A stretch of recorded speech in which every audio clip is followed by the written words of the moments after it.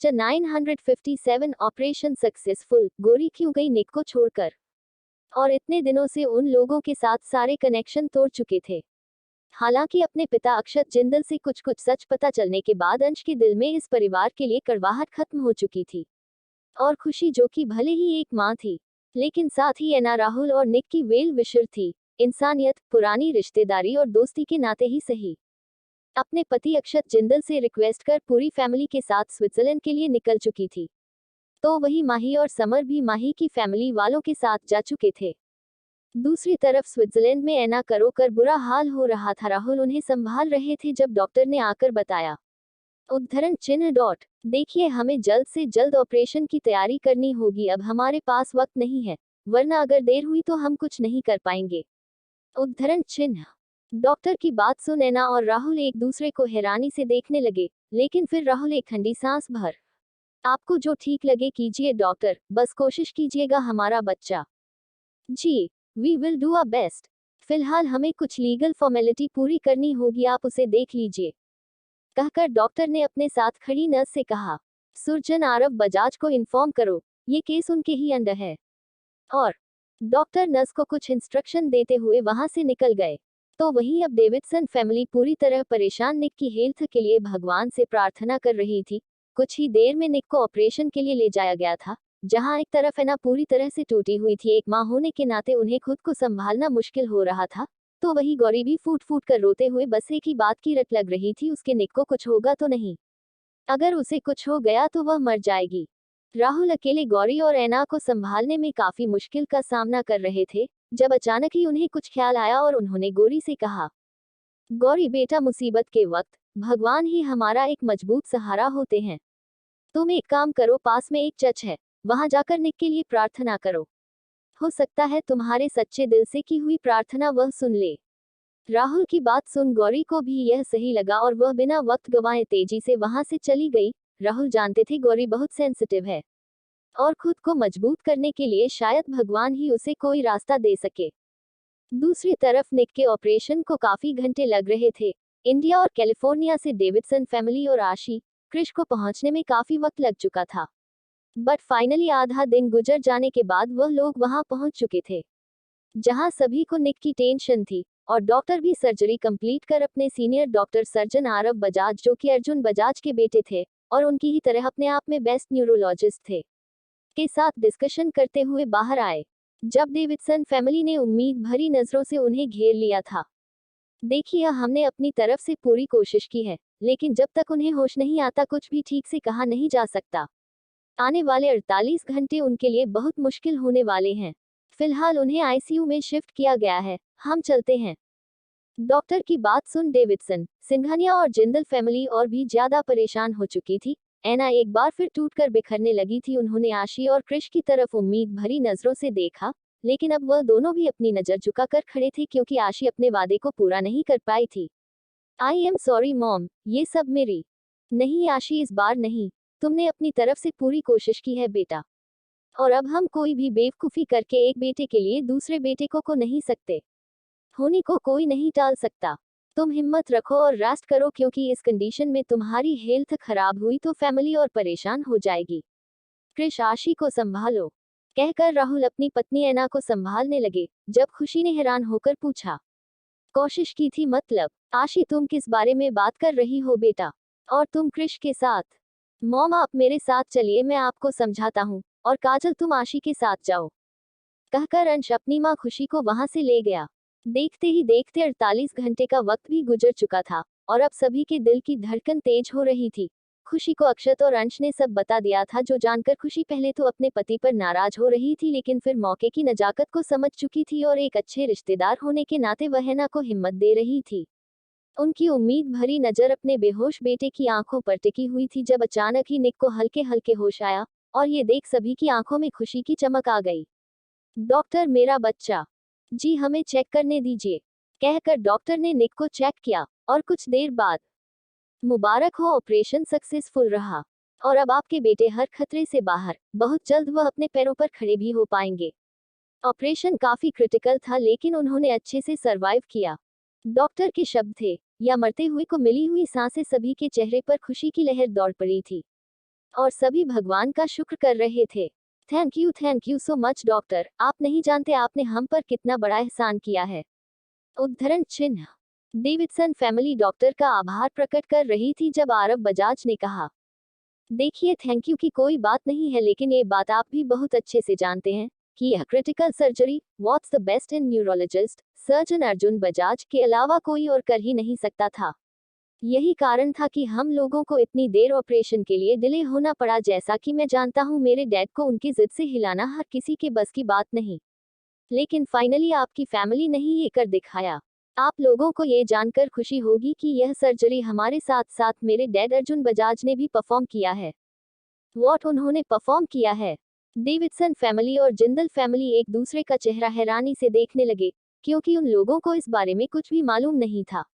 जब डॉक्टर ने बताया, जी हाँ ये सच है, और ये लेटर है जो उन्होंने आशी को देने के लिए कहा है, मैं चलता हूँ, कहकर आरव बजाज तो वहां से जा चुके थे, लेकिन वह लेटर आशी ने जैसे ही आगे बढ़ पड़ा, उसका क्यूट सा मुंह बन गया, क्योंकि लेटर में लिखा था, अपने बाप की ही तरह ढीठ हो, आखिरकार मुझे मजबूर कर ही दिया।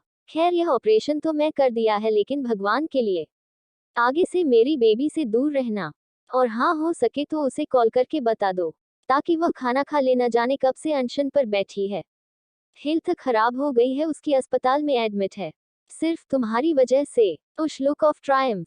इस लेटर को पढ़ते ही आशी की आंखों में खुशी के आंसू आ गए थे, तो वही डेविडसन और जिंदल फैमिली के चेहरे पर भी एक मुस्कान थी। क्रिश जल्दी से अपना मोबाइल फोन निकाल आशी को दिया, तो आशी ने महक बजाज से फोन पर बात की। Aunty thank you so much, आज आपकी वजह से, और आई एम सॉरी आपकी तबीयत मेरी वजह से खराब हुई है। नहीं आशी, इसमें तुम्हारी कोई गलती नहीं है बेटा, खैर मैं खुश हूँ। फाइनली जबरदस्ती ही सही पर अर्जुन जी को अकलाई। खैर अपना और अपने परिवार का ख्याल रखना। Thank you aunty, thank you so much, कहकर आशी ने कॉल डिस्कनेक्ट की। निक जो कि मेडिसिन के असर से होश में आते ही तुरंत बेहोश हो गया था, लेकिन अब सभी ठंडी सांस ले रहे थे। ऐना तो बार बार आशी को कभी थैंक यू तो कभी उस पर बहुत सारा प्यार लुटा रही थी। दूसरी तरफ आशी जो कि प्रेग्नेंट होने के बावजूद कुछ देर की आराम भी नहीं ले सकी थी, नॉनस्टॉप टेंशन से अब उसे अपनी तबीयत खराब लग रही थी। ये देख खुशी और ऐना ने आशी को जबरदस्ती क्रिश के साथ घर भेज दिया था कि तभी नताशा ने आसपास देखा और कहा, मॉम गौरी कहाँ है, कहीं नजर नहीं आ रही। बेटा यही कहीं होगी, ठीक से देखो। उद्धरण चिन्ह। मॉम हम जब से यहाँ आए हैं हमने उसे नहीं देखा। हो सकता है शायद आशी और क्रिश जीजू के साथ चली गई हो, मैं फोन करके देखती हूँ, कहकर नताशा ने गौरी को कॉल लगाया, लेकिन उसका फोन नहीं लग रहा था।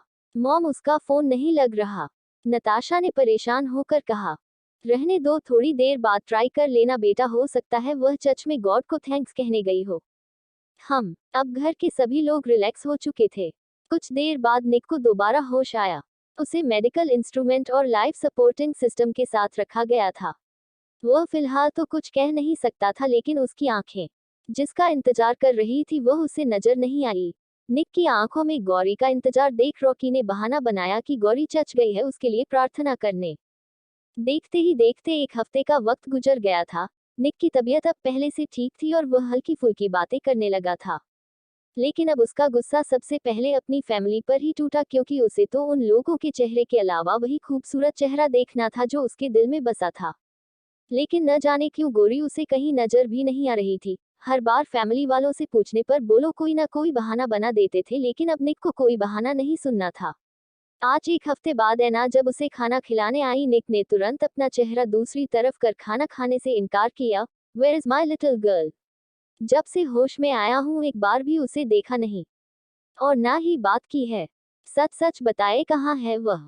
क्या आप लोग मुझे कुछ छुपा रहे हैं?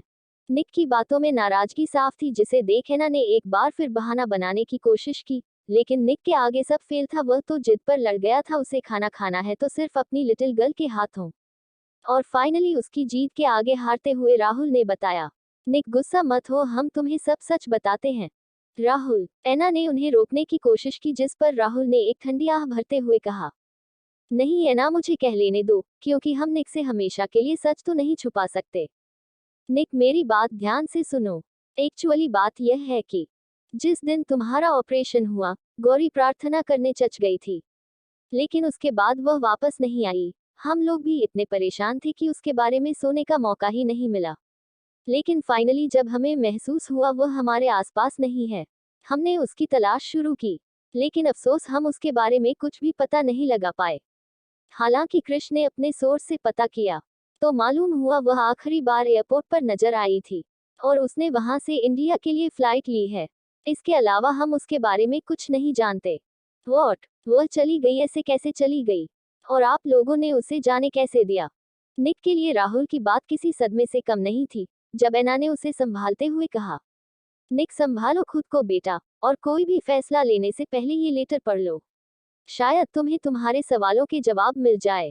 कहकर एना ने निक की तरफ एक लेटर बढ़ाया, जिसे पढ़ते ही निक के चेहरे के रंग उड़ चुके थे और उसने लेटर को अपनी मुट्ठियों में दबाते हुए दांत पीसकर कहा, ये तुमने ठीक नहीं किया, ये तुमने ठीक नहीं किया लिटिल गर्ल, और इसके लिए मैं तुम्हें माफ नहीं करूंगा। बस एक बार मुझे अपने पैरों पर खड़े हो जाने दो, फिर देखो मैं तुम्हारा क्या हाल करता हूँ।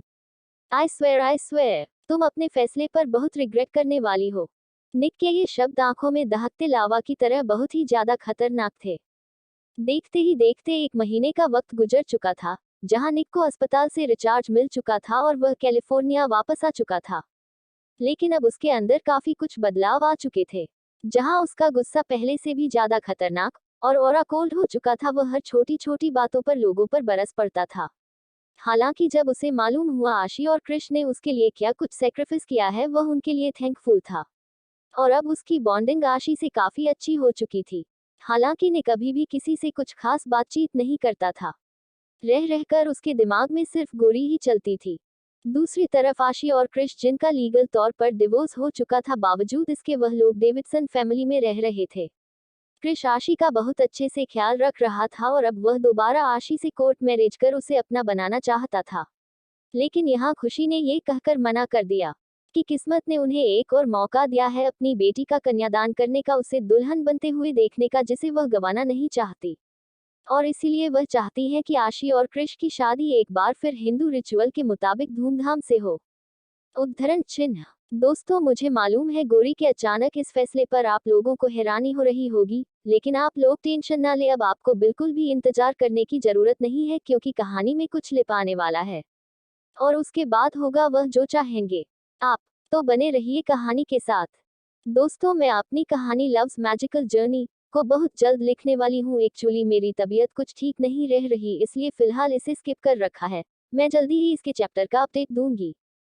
958 आशी ने ऐसा क्या कहा, घर वालों को आया हार्ट अटैक। अब निक की बॉन्डिंग आशी से काफी अच्छी हो चुकी थी। हालांकि निक कभी भी किसी से कुछ खास बातचीत नहीं करता था। रह रहकर उसके दिमाग में सिर्फ गोरी ही चलती थी।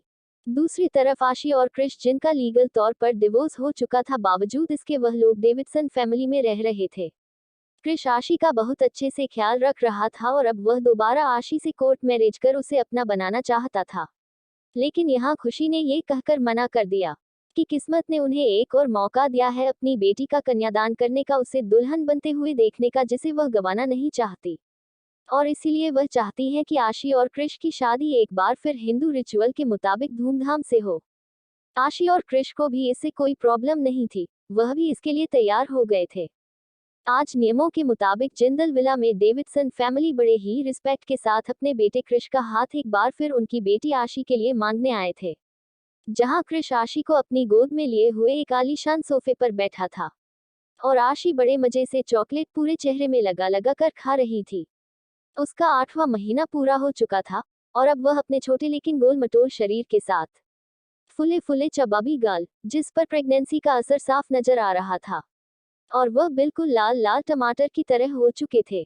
बड़ी बड़ी टिमटिमाती काली आंखें, उस पर छोटी सी नाक, लंबे काले रेशमी बाल जो उसकी कमर तक झूल रहे थे, और उसने सर पर 2 तितली जैसी क्यूट क्यूट क्लिप लगा रखी थी। बदन पर घुटनों से नीचे तक रेड फ्रॉक और पैरों में टेडी बेयर वाली सॉफ्ट चप्पल, जिस पर छोटी छोटी चींटियां लगी हुई थी और उसके चलने पर चुन चुन चुन कर बजती थी। कृष ही नहीं, बल्कि डेविडसन और जिंदल फैमिली में सभी की आंखों का तारा बन चुकी थी। उसकी हर विश होठों पर आने से पहले पूरी हो रही थी, जिसका असर उसके बदन पर और चेहरे की बड़ी सी मुस्कान पर साफ नजर आ रहा था, जब अचानक ही कृष उसके मेसी हुए गालों पर लगे चॉकलेट को टिश्यू पेपर से क्लीन करता है। एना ने मुस्कुराकर कहा, जैसा कि तुमने कहा था खुशी, हम पंडित जी को लेकर आए हैं ताकि लगे हाथ शादी की डेट भी निकल जाए और हमारी अमानत हमें वापस मिल जाए। अभी फिलहाल आशी के 8 मंथ भी कंप्लीट हो चुके हैं। शादी में इतनी थकान होगी, इसलिए अच्छा है कि यह जल्द से जल्द निपट जाए।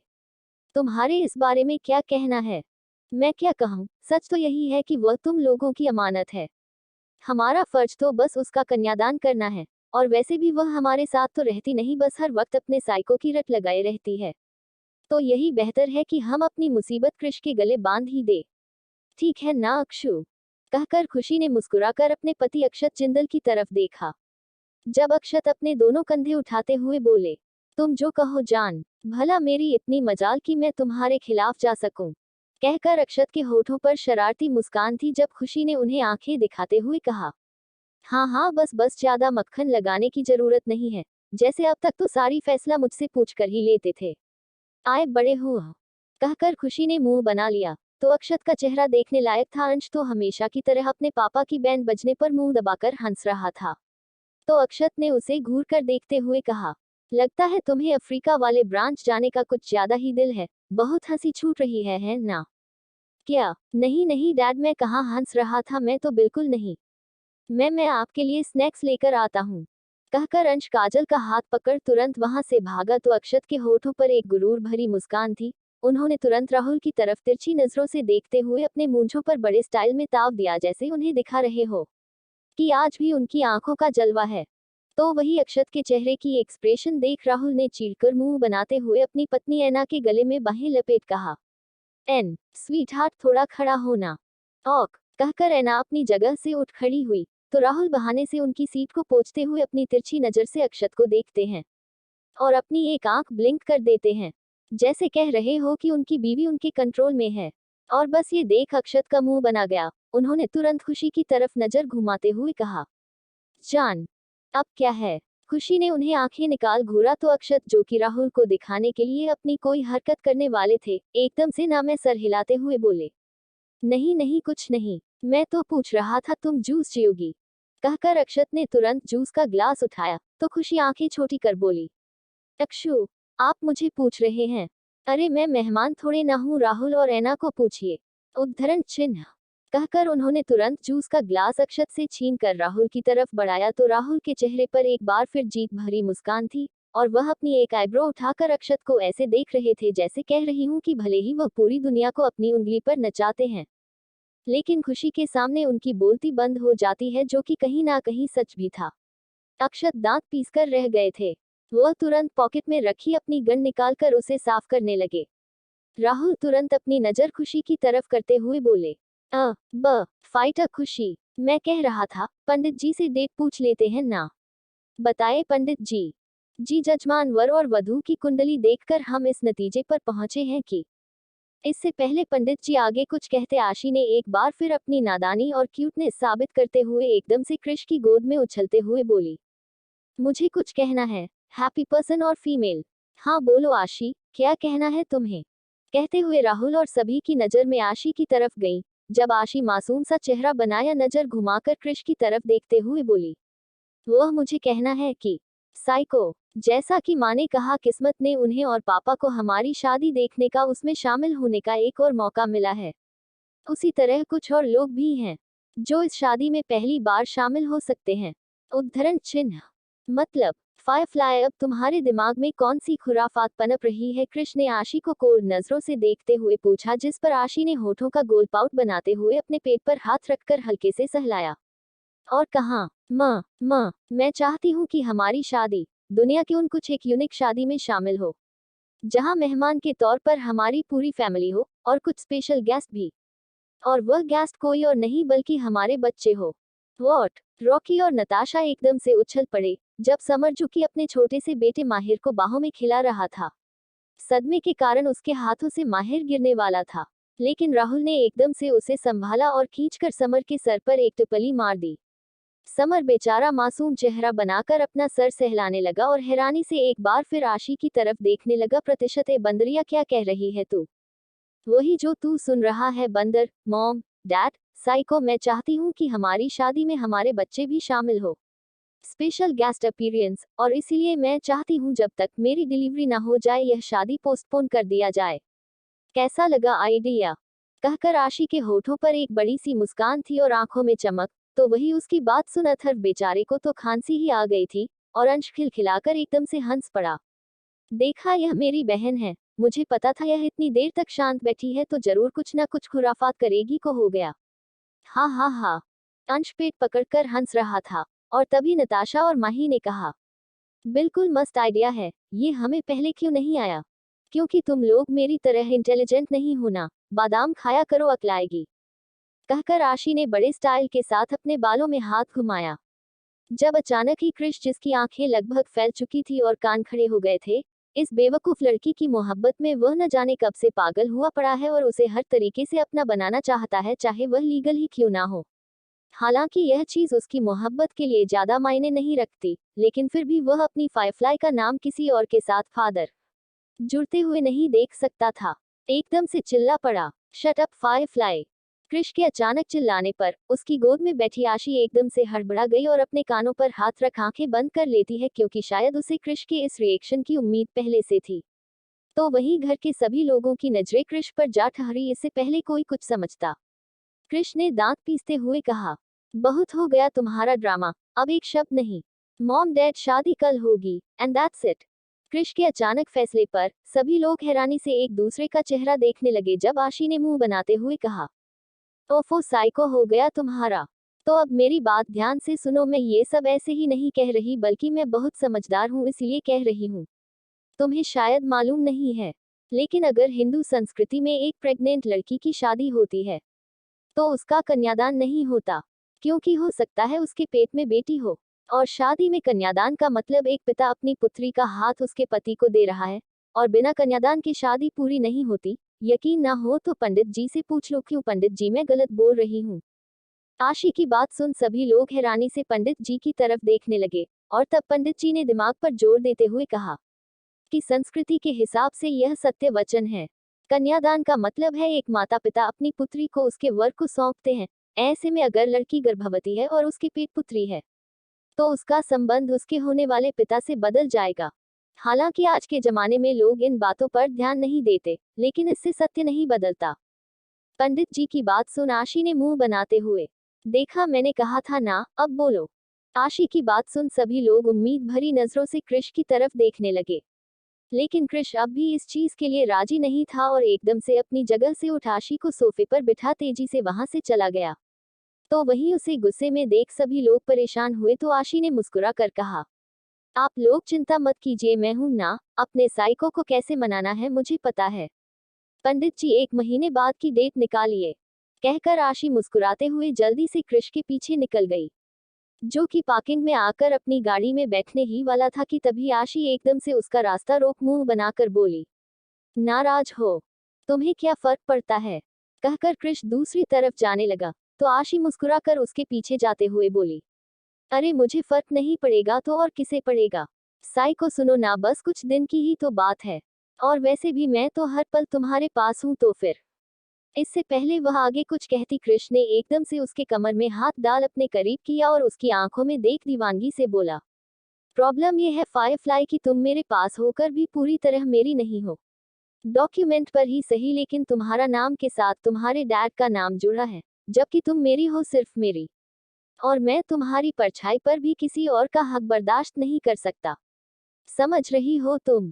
कृष की आंखों में इस वक्त आशी के लिए इतनी तड़प और दीवानगी थी, जिससे आशी की नजर तो बस उसकी आंखों में ही ठहर गई, और वह एक दूसरे में खोने से लगे थे, जब अचानक ही बैकग्राउंड में एक ब्यूटीफुल सा म्यूजिक चलने लगा, जो शायद कृष की दीवानगी को बयां कर रहे थे। इश्क वो बाला है, इश्क वो बाला है, जिसको छुआ इसने वो जला है, दिल से होता है शुरू दो, पर कमबख्त सिर पे चढ़ा है, कभी खुद से कभी खुदा से, कभी जमाने से लड़ा है, इतना हुआ बदनाम फिर भी हर जुबान पे अड़ा है। इश्क की साजिशें, इश्क की बाजियां, हारा मत खेल कुंजी दो दिलों का हुअन। आशी कृष की बाहों में थी, और कृष अपने एक हाथ से उसके चेहरे को सहलाते हुए बोला, क्यों तूने मेरी फुर्सत की? क्यों दिल में इतनी हरकत की? इश्क में इतनी बरकत की, ये तूने क्या किया? फिर उन अब मारा मारा मैं, चांद से बिछड़ा तारा मैं, दिल से इतना क्यों हारा मैं, ये तूने क्या किया? क्रिश आशी के होंठ और गालों पर किस करते हुए बोला, सारी दुनिया से जीत के मैं आया हूँ इधर, तेरे आगे ही मैं हारा, किया तूने क्या असर।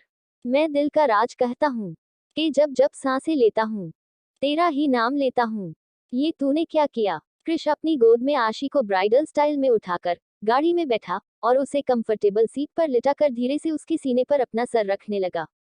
वह उसकी खुशबू अपनी सांसों में उतरने लगा तो वही आशी भी बंद कर प्यार से उसका सर सहलाने लगी। वह क्रिश की दीवानगी और मोहब्बत अपने लिए महसूस कर रही थी। गाड़ी का पार्टीशन ओपन था और तुरंत ही गाड़ी हवा से बातें करने लगी थी। तब आशी ने मुस्कुरा कर कहा, मेरी बाहों को तेरी सांसों की जो आदतें लगती हैं कैसी जी लेती हूँ अब मैं थोड़ी, और मेरे दिल की रेत पे आंखों की जो पड़े परछाई तेरी पी लेती हूँ तब मैं थोड़ी। और तो वहीं दूसरी तरफ निक अपने कमरे में मौजूद बेड पर बैठे गौरी की पेंटिंग अपने हाथों से बनाते हुए दर्द भरी नजरों से देखते हुए, जाने कौन है तू मेरी मैं ना जानूं ये, मगर जहां जाऊं मैं करूं मैं वहां तेरा ही जिक्र, मुझे तू राजी लगती है जितनी हुई बाजी लगती है, तबीयत ताजी लगती है, ये तूने क्या किया। दूसरी तरफ का में मौजूद क्रिश आशी के कपड़ों के अंदर अपने हाथ डाले उसके पूरे बदन को सहलाते हुए होठों को चूमते हुए बोला, मैं दिल का राज कहता हूँ जब जब सांसें लेता हूँ तेरा ही नाम लेता हूँ, ये तूने क्या किया।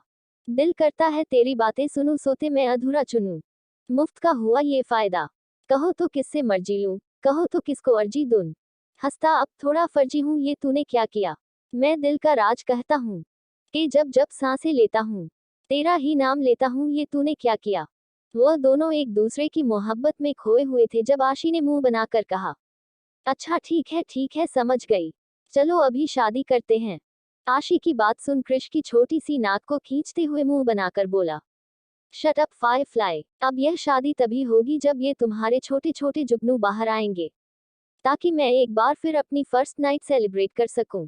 कहकर क्रिश ने अपनी एक आंख शरारत से ब्लिंक की तो आशी का मुंह खुला का खुला रह गया। हाँ साइको खड़ूस, जब देखो तब मुझे तंग करने के बहाने ढूंढते रहते हो। वह शर्मा कर क्रिश के सीने में अपना चेहरा छुपा लेती है तो क्रिश के होठों पर भी एक स्माइल आ गई। लेकिन अगले ही पल आशी एकदम से तदा उठी, आश साइको फायरफ्लाई।